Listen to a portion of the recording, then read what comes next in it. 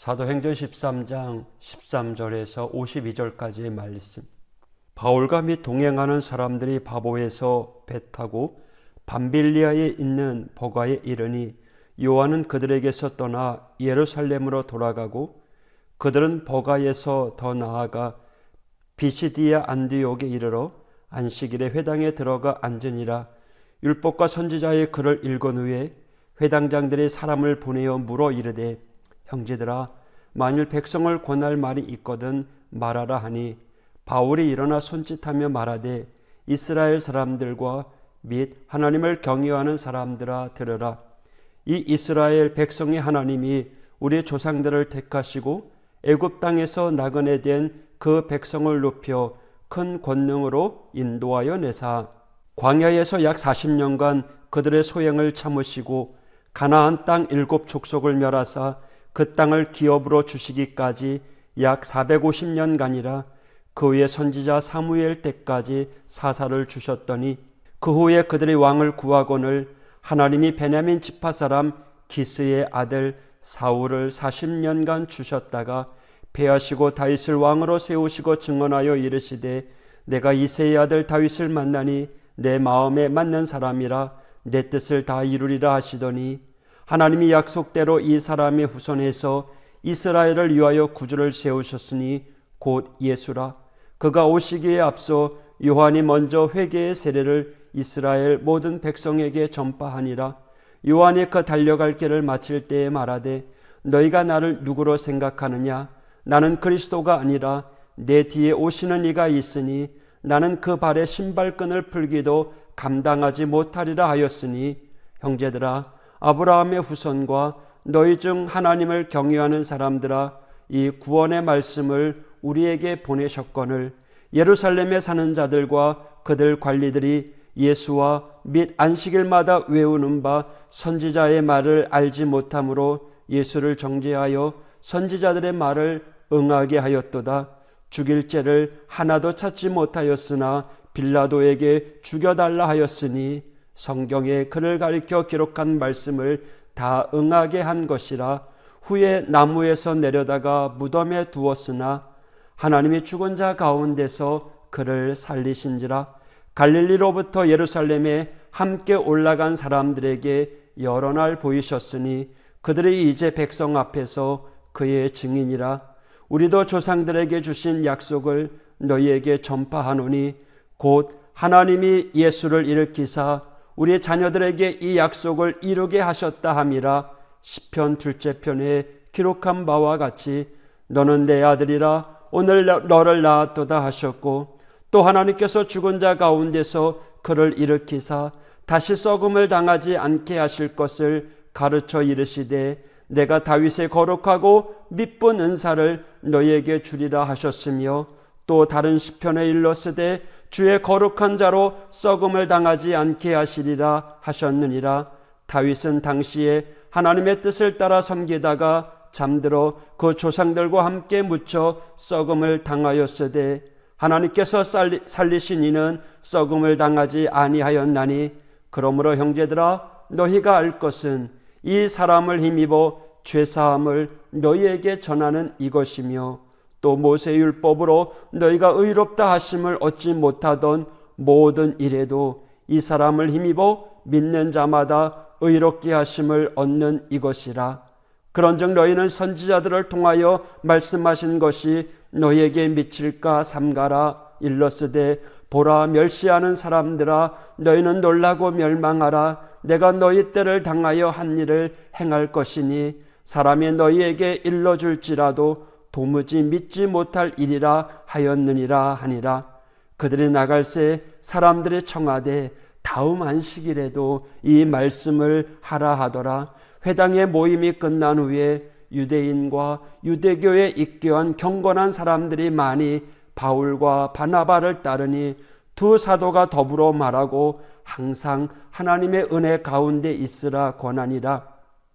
그 다음 안식일에는 온 시민이 거의 다 하나님의 말씀을 듣고자 하여 모이니 유대인들이 그 무리를 보고 시기가 가득하여 바울이 말한 것을 반박하고 비방하거늘 바울과 바나바가 담대히 말하여 이르되 하나님의 말씀을 마땅히 먼저 너희에게 전할 것이로되 너희가 그것을 버리고 영생을 얻기에 합당하지 않은 자로 자처하기로 우리가 이방인에게로 향하노라.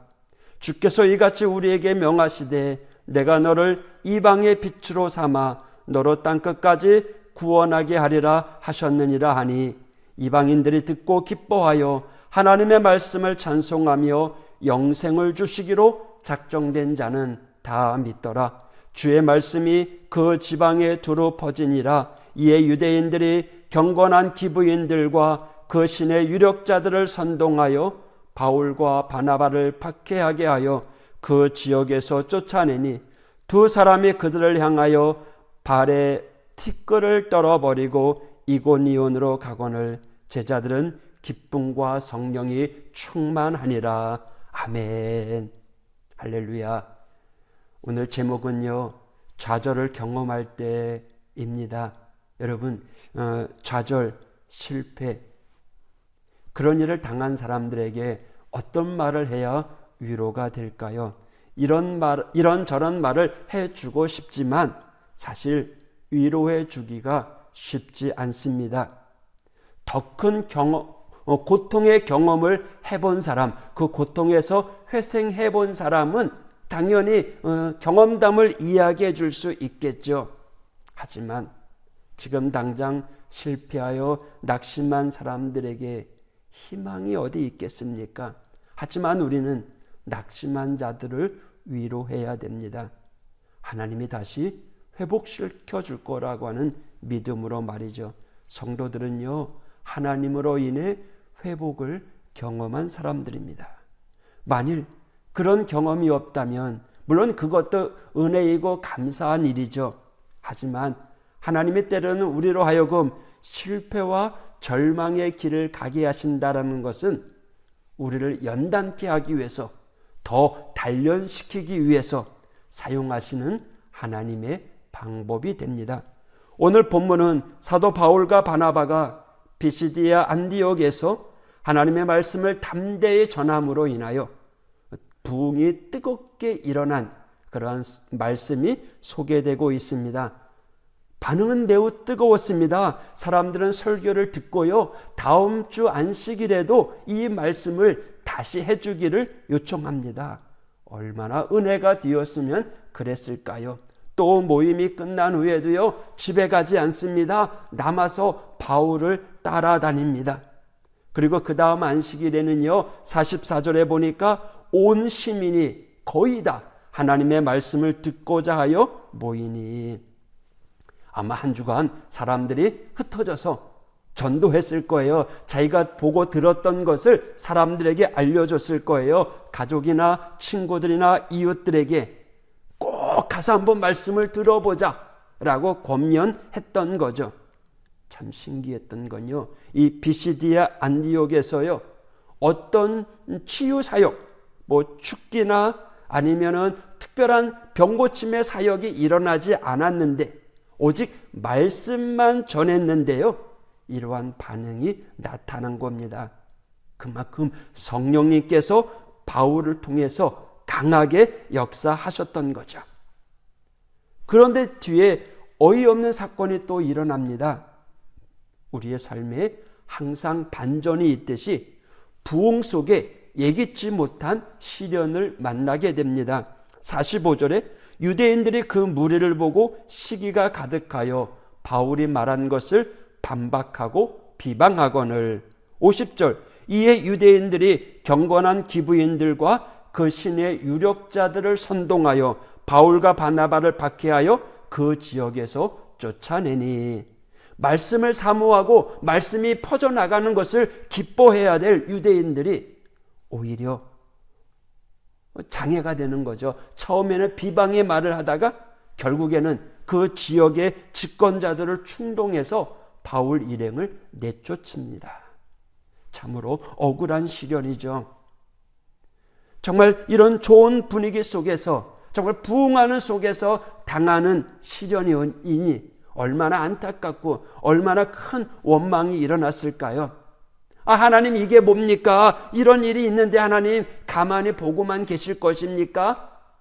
이게 당연한 일 아니겠어요? 그런데 51절, 52절에 보니까 두 사람이 그들을 향하여 발에 티끌을 떨어버리고 이곤이온으로 가거늘 제자들은 기쁨과 성령이 충만하니라. 비록 그들이 쫓겨나고 시련을 당하고 절망 가운데 있었지만 그러나 포기하지 않아요. 오히려 성령을 통해서 기쁨이 넘쳐나는 그러한 사역이 됩니다. 그리고 이고니온으로 이동하게 됩니다.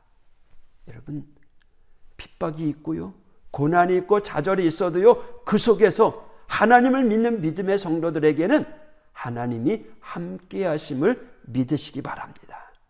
우리 앞에 고난이 있어요, 육신의 질병이 있어요, 어려운 일들이 찾아와요. 그러나 그것이 실패가 아니라 우리를 향한 하나님의 섭리, 계획이라면 우리는 그것을 깨닫고 기뻐하고 감사함으로 성령의 충만함을 사모하는 믿음의 성도가 되어야 됩니다. 말씀해 보니까 좌절된 상황임에도 불구하고 오히려 기쁨이 넘칩니다. 사도 바울은요, 그것을 깨닫고 데살로니가 교회를 향해서도요, 너희는 많은 환난 가운데 성령의 기쁨으로 말씀을 받아 우리와 주를 본받는 자가 되었다.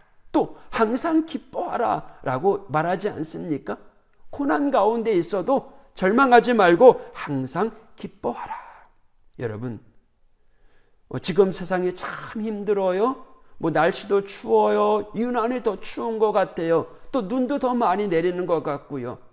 그냥 힘든 데다가 설상가성으로 어려운 일들이 더 많이 찾아오는 것 같아요. 명절이 코앞에 다가와 있는데 4인 이상, 5인 이상 만나지 못하게 하니까 더 속상하고요. 우리 어르신들은 더 우울해하기도 하고요. 낙심되기도 하는 일들이 참으로 많이 있습니다. 여러분, 그럴 때 우리는요, 우리와 함께 하시는 주님을 바라봐야 합니다. 성령님께서 나와 함께 해달라고, 나를 위로해 주시고 나를 만져달라고 사모하는 저와 여러분 되길 원합니다. 어떤 상황 속에서도 낙심하지 말고 이겨내시기를 바랍니다. 이 환난 금방 이겨날 거야. 나에게 있는 이 고통, 육신의 질병 이제 좋아질 거야. 나아질 거야. 바울, 핍박이 왔어요. 하나님의 나로 하여금 이방인에게 가라고 하는구나. 기쁨으로 그 길을 떠납니다. 예수님께서 십자가에 못 박혀 죽으셨을 때 낙심하고 절망에 빠져 있었던 제자들, 여인들에게 천사가 나타나서 뭐라고 이야기합니까? 여기 계시지 아니하고 살아나셨다. 갈릴리에 계실 때에 너희에게 어떻게 말씀하셨는지 기억해라. 여러분, 슬퍼하지 말고 낙심만 하지 말고 우리를 향한 하나님의 계획, 우리에게 말씀하신 그 하나님의 말씀, 우리와 동행하시는 성령님을 붙잡고 기억해 보십시오. 생각해 보십시오. 떠올려 보십시오. 우리에게 향하신 하나님의 말씀, 내게 위로해 주시는 그 약속의 말씀, 축복의 말씀, 할렐루야. 오늘도 그 말씀을 붙잡고 이겨나가는 믿음의 성도가 되길 원합니다. 그 말씀 붙잡고 오늘도 내 앞에 있는 문제, 실패, 고난, 핍박, 어려움, 오히려 그것이 변하여 놀라운 하나님의 섭리, 하나님의 은혜가 되는 줄 믿습니다. 오늘도 나의 시선을 나에게 주목하지 말고, 환경에 주목하지 말고 내 시선이 누구에게로 향하라고요? 하나님께로, 주님께로. 할렐루야. 주님을 바라보고 주님을 의지하는 우리 믿음의 성도, 오늘도 좌절 속에서 이기게 해주는 하나님이 함께 하실 줄 믿습니다. 할렐루야. 기도하겠습니다. 하나님 아버지, 감사합니다. 나의 문제, 나의 실패 속에서 오늘도 우리를 향하신 하나님의 놀라운 섭리, 또 나와 동행하시는 내 곁에서 나를 지켜주시고 끌어주시고 힘을 내주시는 성령님의 역사를 경험하고 믿고 의지하는 하나님의 백성 될 수 있도록 인도하여 주시옵소서. 오늘도 그 섭리를 깨닫고 기쁨으로 감사함으로 살아가는 이 하루가 되게 하여 주시옵소서. 예수님 이름으로 간구하며 기도하였습니다.